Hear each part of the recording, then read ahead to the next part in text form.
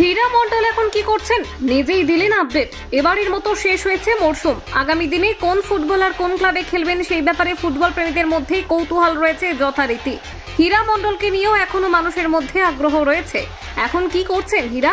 ইস্টবেঙ্গলের হয়ে খেলে রাতারাতি সুপারস্টারের তকমা পেতে শুরু করেছিলেন হীরা মণ্ডল। তাকে ঘিরে ইস্টবেঙ্গল সমর্থকদের মধ্যে প্রবল উন্মাদনা। 2021-22 মরশুম হীরা মণ্ডলের কেরিয়ারের হয়তো সেরা সময়। ইস্টবেঙ্গলের হীরা মণ্ডল 2022-23 মরশুমে খেলবেন কিনা সেই নিয়ে হয়েছিল অনেকে জলঘোলা। হীরা বারবার বলেছিলেন তিনি ইস্টবেঙ্গলের হয়েই খেলা চালিয়ে যেতে চান। শেষ পর্যন্ত সেটা হয়নি। ইস্টবেঙ্গল ক্লাবের পর যোগ দিলেন বেঙ্গালুরু এফসিতে। খেলার সুযোগ পেলেন না সেখানে, আবার দল বদল করলেন। এবার যোগ দিলেন নর্থ ইস্ট ইউনাইটেড এফসিতে। সেখানেও সুযোগ পেলেন না এই বঙ্গ সন্তান। এখন কি করছেন তিনি?